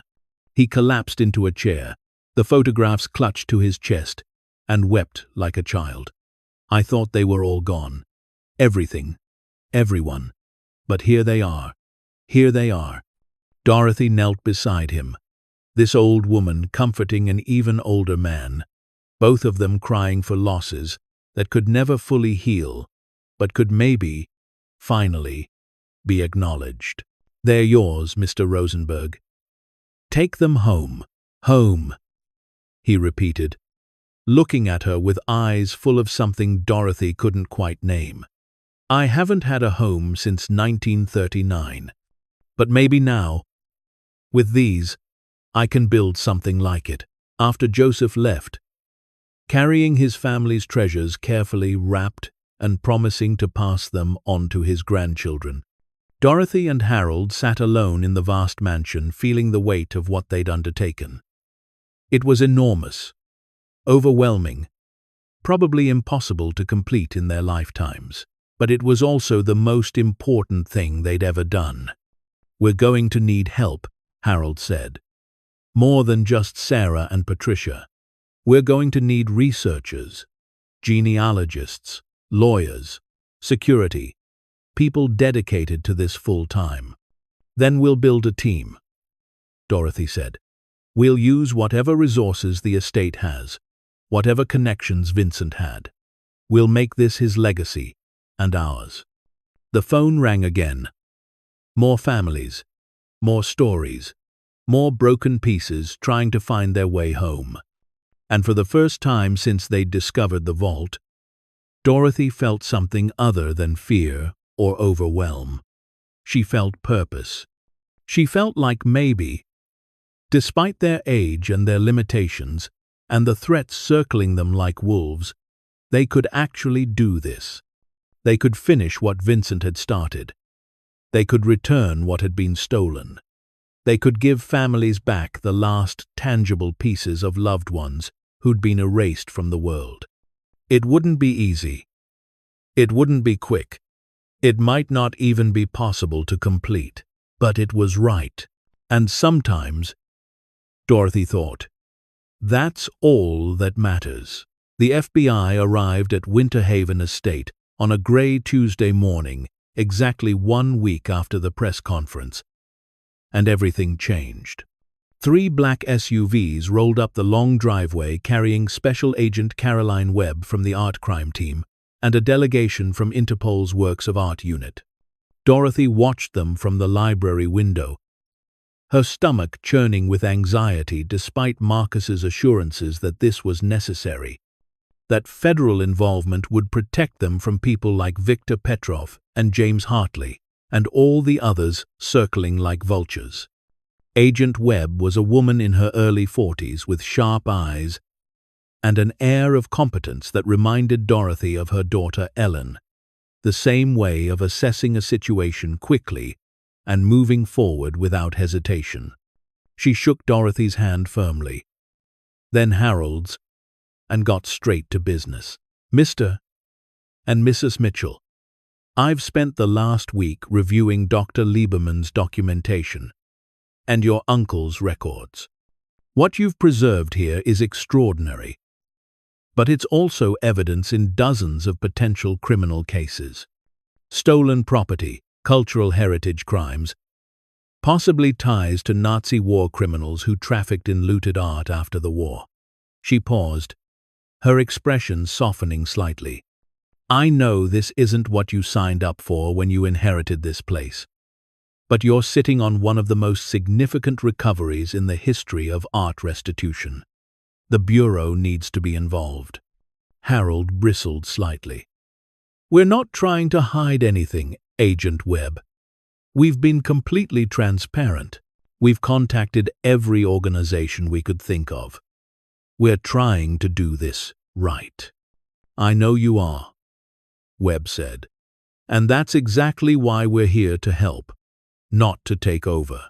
You maintain ownership and control, but you need federal protection and federal resources to trace these items, to verify claims, to navigate the legal minefield you're walking into. And frankly, you need us to keep you safe." She pulled out a folder and laid photographs on the dining table. Victor Petrov, James Hartley, Sandra Cross, Dmitry Volkov. These are just 4 of the people we know are actively trying to acquire items from this collection through illegal means. Petrov alone is connected to 3 suspicious deaths of art dealers who refused to do business with him. You're in real danger. Dorothy felt Harold's hand find hers under the table. His grip tight. What do you suggest? What do you suggest? Over the next 3 hours, they worked out an arrangement. The FBI would provide security for the estate and for Dorothy and Harold personally. A joint task force of American and international investigators would work with Sarah's team to authenticate items and trace families. Patricia would coordinate the legal framework for restitution, and Dorothy and Harold would remain the public face of the effort, the guardians of Vincent's legacy, the people who'd chosen to do right instead of profit. We'll need to move some items to secure facilities for authentication and analysis, Webb said. But everything will be documented, everything will be tracked, and everything will ultimately go where it belongs. You have my word on that. Dorothy looked at this woman who held so much power, who could have simply seized everything under federal authority, but instead was offering partnership and respect. Thank you, Agent Webb, for treating us like we matter in this. Webb's expression softened completely. Mrs. Mitchell, you and your husband are heroes. You could have sold all of this for a fortune, and no one would have blamed you. Instead, you're fighting to return it to people who thought they'd lost everything. You matter more than you know. The media attention intensified after the FBI's involvement became public. News crews camped outside the estate's gates. Every major network wanted interviews. Documentary filmmakers reached out. Book publishers offered advances for the story. It was overwhelming and invasive and exhausting. But something unexpected happened too. The town of Timber Creek, Dorothy and Harold's home for 53 years, rallied around them in ways that made Dorothy cry every single day. Their neighbors organized security patrols to keep reporters away from their house. The local diner started refusing service to journalists who got too aggressive. Tommy, their oldest son, flew in from Seattle and refused to leave, appointing himself their personal bodyguard and scheduler and buffer against the world. You raised me to do what's right, even when it's hard, he told them one evening as they sat in their tiny living room that now felt like a sanctuary. You think I'm going to let you face this alone? Ellen came from Chicago. Michael drove up from Denver. Suddenly their small house was full of family, full of support, full of love that sustained them through the chaos. The grandchildren, Jessica and Matthew, set up a website to share updates about the restitution effort, to post stories from families who'd been reunited with their heritage.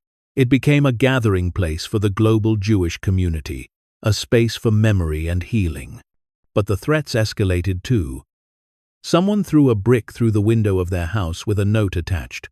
Stop while you still can. Their truck's tires were slashed twice.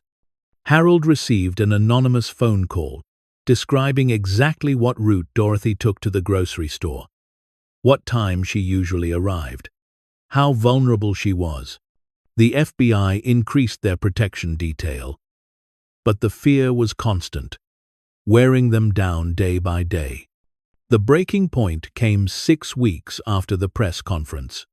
Dorothy and Harold were at Winter Haven with Sarah's team, working through another section of the collection, when the power suddenly cut out. The backup generators kicked in immediately, but in that moment of darkness, they heard voices upstairs, footsteps, the sound of people moving through the mansion who shouldn't be there. Marcus and the FBI security team responded instantly, weapons drawn, moving to intercept. Dorothy and Harold were pushed into a reinforced storage room by Agent Webb, while chaos erupted above them. They heard shouting, scuffling, someone screaming in what sounded like Russian. Then silence, terrible and complete. 10 minutes felt like 10 hours before Webb opened the door. It's over. We got them. 5 men had broken into the estate through a service entrance. Professionals equipped with tools to open the vault and transport selected items quickly. They'd been hired, they claimed, during interrogation, by an anonymous client who'd paid them $50,000 each to retrieve 3 specific paintings. The same 3 paintings Viktor Petrov had tried to buy from Vincent 40 years ago. The Rosenthal family paintings. We can connect this back to Petrov, Webb said later as they sat in the FBI's temporary command center set up in one of the mansion's parlors. We have their communications, their payment trails. We can arrest him. Do it, Harold said, his voice harder than Dorothy had heard in years. I'm tired of being afraid. I'm tired of these people thinking they can terrorize us into giving them what they want. The arrest of Viktor Petrov made international headlines. A Russian billionaire accused of attempting to steal Nazi-looted art, of hiring armed men to break into a protected site, of threatening elderly Americans who were trying to do the right thing. The story had everything: wealth, crime, history, moral clarity. Public opinion swung firmly behind Dorothy and Harold. But the most powerful support came from an unexpected source. Holocaust survivors and their descendants began arriving in Montana. They came from Israel, from Argentina, from Australia, from New York and Los Angeles and Chicago. They came to see the collection, to bear witness, to say thank you to the elderly couple who could have walked away wealthy, but chose instead to wade into complicated grief on behalf of strangers. Dorothy would never forget the morning she met Hannah Strauss, an 87-year-old woman from Tel Aviv, whose parents had perished at Auschwitz. Sarah had identified items in the collection that belonged to Hannah's family: a silver menorah, a collection of rare books, a painting of the synagogue where Hannah's father had served as cantor. They met in the vault, surrounded by the remnants of 200 families' lives. Hannah moved slowly with a cane, her eyes clouded with cataracts but still seeing clearly enough to recognize what mattered. When Dorothy showed her the menorah, Hannah's hands shook so badly she couldn't hold it. Dorothy held it for her, steady and sure, while Hannah traced the Hebrew letters engraved on the base. My mother lit these candles every Friday night, Hannah whispered in accented English. I was 6 years old the last time I saw her do it. We left them behind when we fled. She cried for weeks about leaving them. She said it felt like abandoning God himself. She looked up at Dorothy with tears streaming down her weathered face. You've brought God back to me. Do you understand? You've brought my mother back. Dorothy couldn't speak. She just held this tiny, ancient woman while they both wept for losses so profound that returning a menorah could only ever be the smallest gesture toward healing, but a gesture nonetheless, a crack in the wall of grief that had stood for 80 years. These reunions multiplied. Isaac Bernstein came from New York to claim his grandparents' silver. The Cohen family sent representatives from 3 continents to receive their father's Torah scroll. Ruth Feldman, who'd called that first evening after the press conference, flew from Jerusalem to hold her grandmother's Sabbath candlesticks, to light them for the first time in 8 decades, to recite the blessing her grandmother had taught her as a child before the world fell apart. Each reunion broke Dorothy's heart and healed it simultaneously. She began to understand why Vincent had spent 40 years on this impossible task. Why he'd died alone rather than compromise. Why he'd chosen her. Because bearing witness to this kind of restoration, to families reconnecting with murdered ancestors through objects that survived when bodies didn't, was simultaneously the hardest and most meaningful thing a person could do. The town of Timber Creek transformed too. What had been a forgotten corner of Montana suddenly became a destination for pilgrimage and memory. The local historical society created an exhibition about the Hartwell collection. The high school started a Holocaust education program with materials Sarah provided. Ellen proposed turning Winter Haven Estate into a permanent memorial and museum, a place where the collection could be displayed for the public, while items awaited return to families, a place where the story could be told in full. Not just a museum, Ellen explained to her parents one evening, a living memorial. A place that educates about the Holocaust but also shows what happened after. How people like Uncle Vincent and U2 fought to restore what was stolen. A place that shows evil doesn't get the last word if good people refuse to surrender. The proposal required extensive legal work, significant funding, and coordination between dozens of organizations. But within 6 months, the Hartwell Holocaust Restitution Center was established as a non-profit foundation with Dorothy and Harold as founding trustees.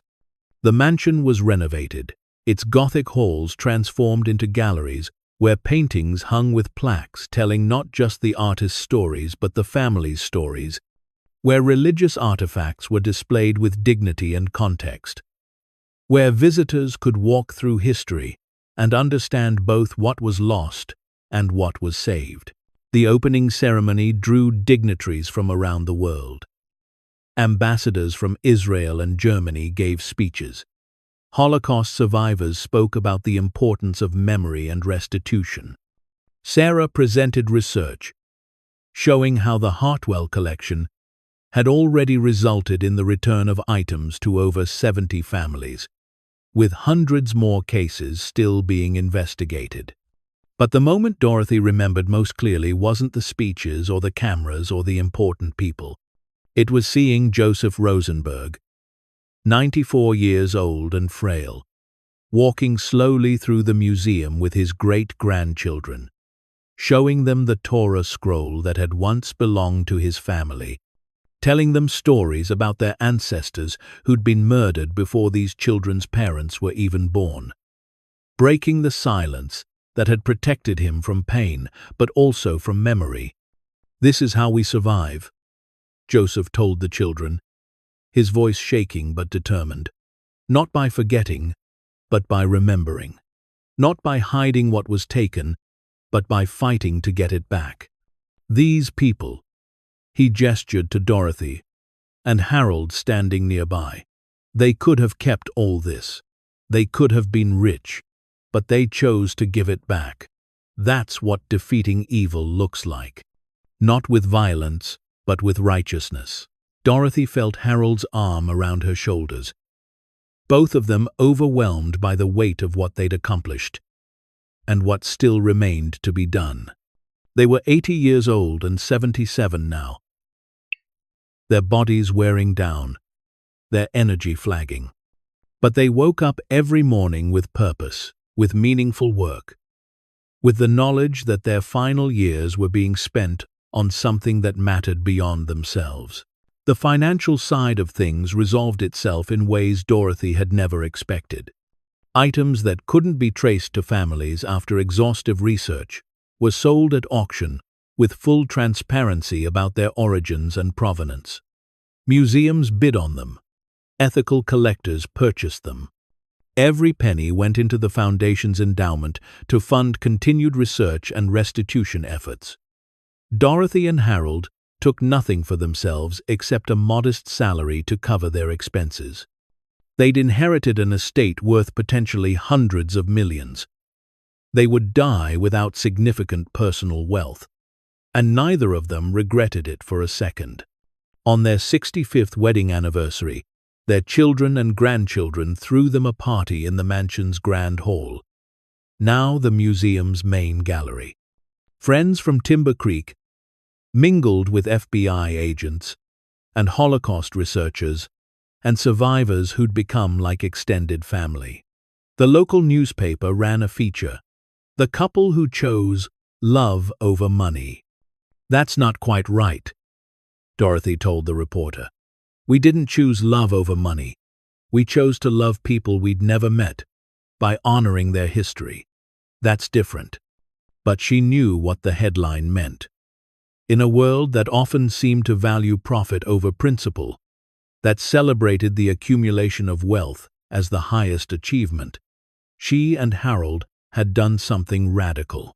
They'd given away a fortune to return treasures to their rightful owners, to heal wounds they hadn't caused, to complete a mission that had consumed a man they'd barely known but now understood completely. The threats never entirely stopped, but they diminished.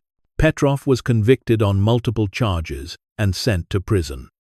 James Hartley's consortium disbanded after federal investigations revealed their connections to criminal organizations. Other collectors got the message that the Hartwell collection wasn't for sale at any price, that Dorothy and Harold couldn't be bought or intimidated into submission. As years passed, the museum became a model for restitution efforts worldwide. Other institutions studied their methods, adopted their practices, learned from their successes and failures. The database Sarah had created became an international resource for tracking Nazi-looted art. The legal framework Patricia developed influenced legislation in multiple countries. The Hartwell Center became synonymous with doing the hard right thing instead of the easy wrong thing.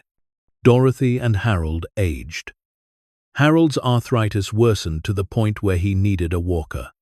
Dorothy's vision dimmed despite cataract surgery. They moved more slowly, tired more easily, spent more time resting than working. But they showed up at the museum regularly, greeted visitors, told their story to school groups and researchers and survivors, bore witness to the ongoing work of restoration and remembrance. On a cold morning in February, 3 years after the museum opened, they received a letter from Germany. It was from a woman named Maria Fischer, a genealogist who'd been researching her Jewish grandfather's family line for 2 decades. Her grandfather had survived Auschwitz, but never spoke about what he'd lost, had died without telling Maria about the family that was murdered. Using documents at the Hartwell Center and DNA testing, Maria had discovered she was the last living descendant of the Rosenthal family of Vienna, the same family whose paintings Viktor Petrov had tried to steal. The same paintings Vincent had protected at the cost of $10 million and 40 years of threats.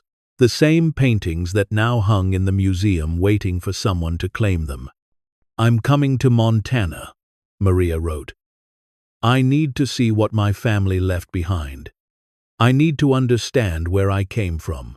Dorothy and Harold met Maria at the museum on a sunny March morning. She was 43 years old, a professor of European history in Munich, with her grandfather's eyes and her great-great-grandmother's cheekbones visible in old photographs.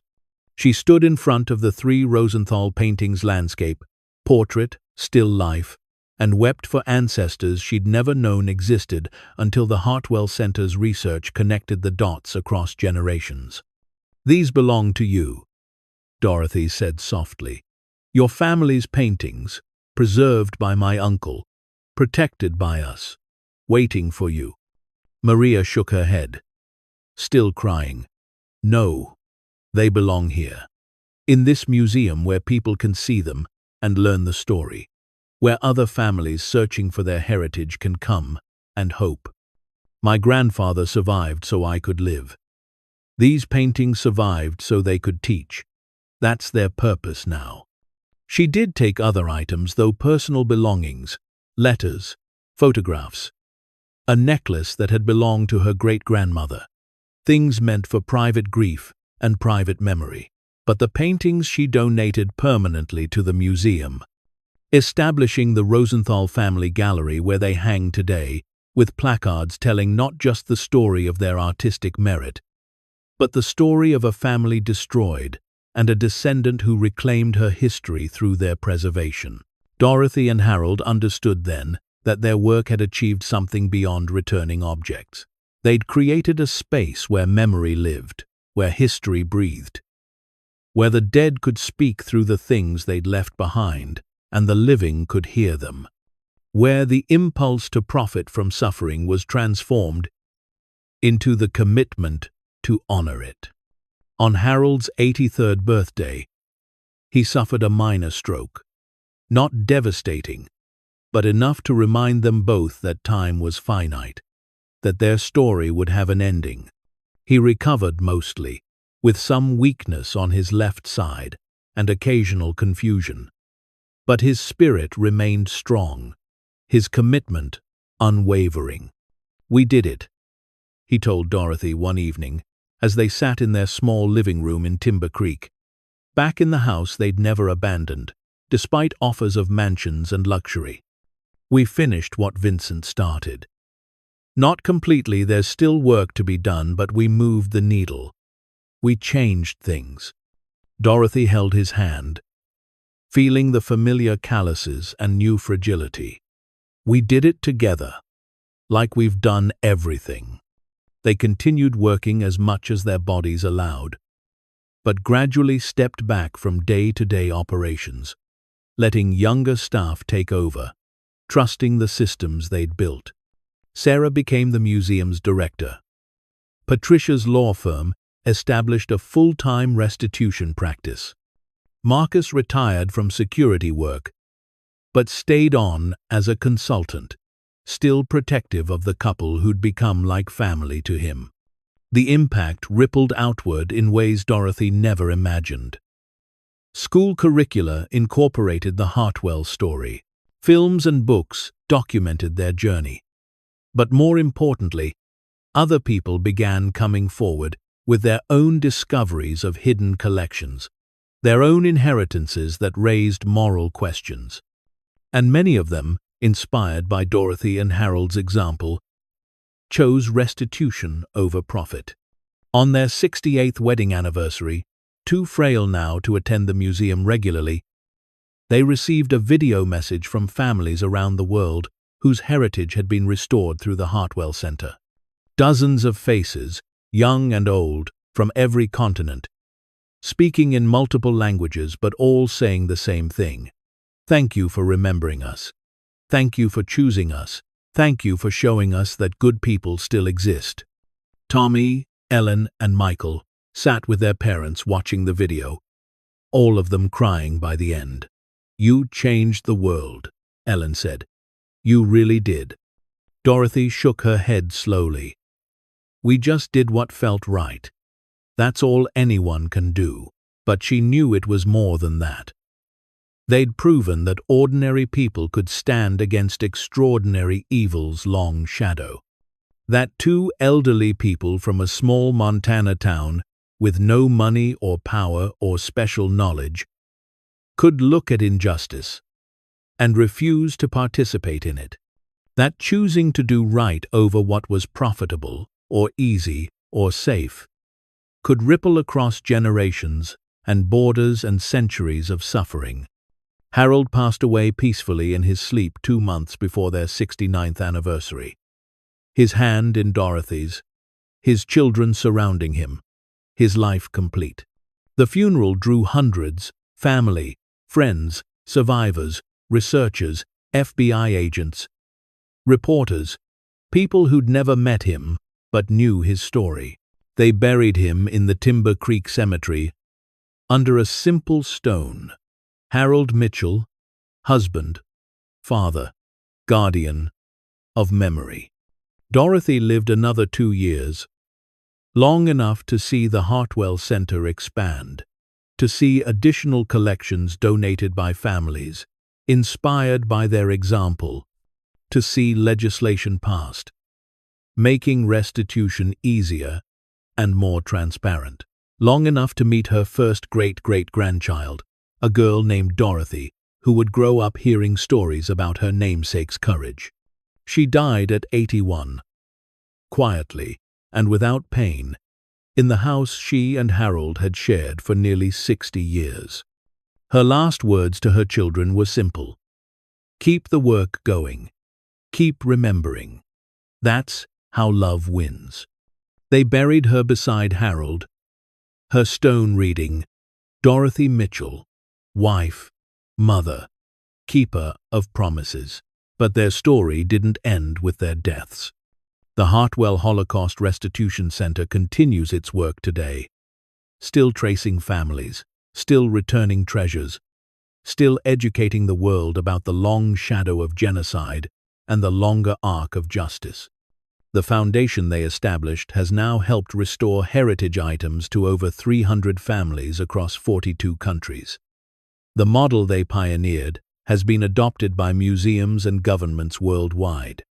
And in Timber Creek, Montana, tourists still arrive to visit the small house where two ordinary people made an extraordinary choice. Where a 76-year-old librarian and a 79-year-old carpenter looked at $265 million and saw not wealth, but responsibility. Where they chose to honor the dead by serving the living. Where they proved that heroism doesn't require youth or power or special abilities, just the courage to do what's right, when everything else would be easier. Vincent Hartwell spent 40 years protecting what had been stolen, dying alone because the burden was too heavy to share. But Dorothy and Harold Mitchell spent their final years distributing that burden across communities and generations, transforming one man's lonely mission into a global movement for justice and remembrance. They started with a letter, a key, and a door they almost didn't open. They ended with a legacy that reminds us all that the best inheritance we can leave isn't money or property or possessions, but the example of a life lived in service to what matters most. Because anyone can find treasure, but it takes courage to give it away. It takes character to choose justice over profit. It takes love to honor strangers' grief as if it were your own. Harold and Dorothy Mitchell did all of that. And in doing so, they reminded a cynical world that goodness still exists, that righteousness still matters, that two elderly people with nothing but conviction can change the trajectory of history itself. The frozen mansion in Montana isn't frozen anymore. It's alive with memory and meaning, and the constant work of restoration. The vault beneath it no longer holds secrets but stories. Stories that need to be told and retold until every last treasure finds its way home, and every last family knows they haven't been forgotten. This is the legacy of courage. This is what it looks like when ordinary people refuse to accept that evil gets the last word. This is what love looks like when it stretches across decades and oceans, and the unbridgeable gap between the dead and the living. This is what happens when two people choose right over easy, and, in choosing, light a fire that will never go out. The end. Up next, two more powerful stories are waiting for you. Click to keep discovering with us. And don't forget to hit subscribe if you believe the truth deserves a voice, and that courage can change everything.